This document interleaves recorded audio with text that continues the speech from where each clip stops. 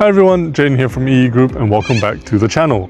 Now, if you've done any sort of spreading work, especially with the DJI agricultural drones, you'll know just how important these screw feeders are. Now, get the wrong one, you'll either clog your system, waste product, or get uneven field coverage. So today, we're going to go through the 4 screw feeders that DJI offers, what they're designed to do, and how to know specifically which one works for your operation.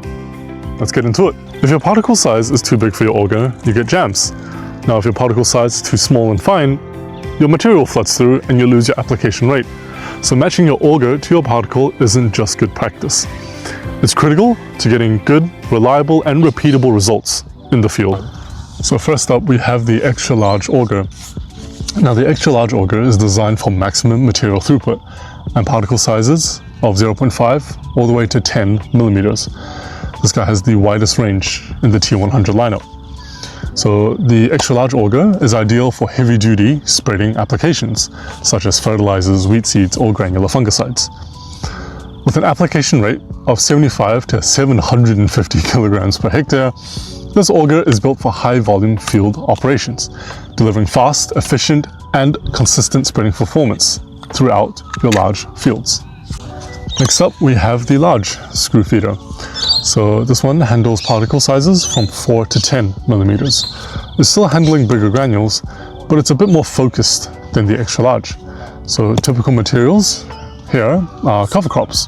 If you're doing any kind of broad acre cover crop establishment with a drone, this is your go-to auger. The application rate for the large sits at around 75 to 270 kilograms per hectare. So still solid output for high volume seeding work, but more dialed in than the extra large. Moving into the mid-range, we've got the medium screw feeder. It's specifically designed for particle sizes of 4 to 6 millimeters, and its primary use case is rice seeds. If you're doing rice cultivation and direct aerial seeding, this is the purpose-built option for that task. The application rate sits at around 22.5 to 120 kilograms per hectare. You'll notice the range narrows here compared to the larger augers, so this one is less about raw volume and more about consistent, controlled seed placement flight after flight. So it's a great example of how choosing the right auger isn't necessarily about going bigger. Sometimes it's tighter, more precise fit to material gives you far better results in the paddock. Finally, here we have the small screw feeder, and don't let that name deceive you. This guy has a very important and specific job.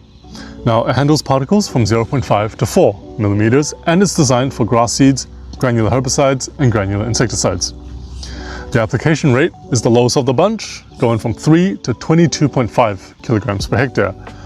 When you're applying something like granular herbicides or granular insecticides, you want precision and control, not volume. And that's exactly what this guy is engineered to do.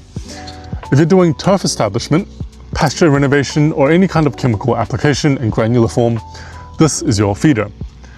It handles those fine, lightweight materials in a way that the larger augers simply cannot match.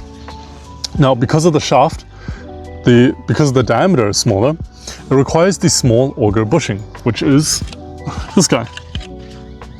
So this guy is required for proper alignment, stable rotation, and consistent feeding performance. Slot it in like that.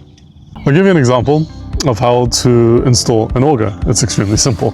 So if you come down to the bottom of the spreading system, you'll have these 2 clips and the motor here itself. So first you want to undo the clips, one on either side, and just pull out your motor. And notice here you've got an arrow here and here. Sweet. Now we've got the small auger, so this one does come with the bushing. So first thing, you want to put the bushing in first. Make sure it's fully inserted, and then after, insert your auger. Now here you see there's an arrow pointing up. Try your best to align it. And then make sure your auger goes in all the way.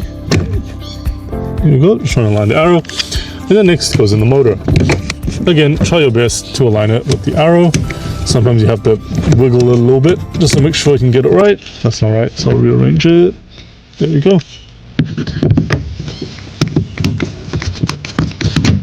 There we go. Now it's in. And then redo your clips. 1, 2, and you're done. So there we have it. Thank you guys for watching. If any of this has helped you out, give us a like and a subscribe. I've got more Agras content coming in the future. Till next time, fly safe, spread smart, and I'll see you then. This has been Jaden from EE Group.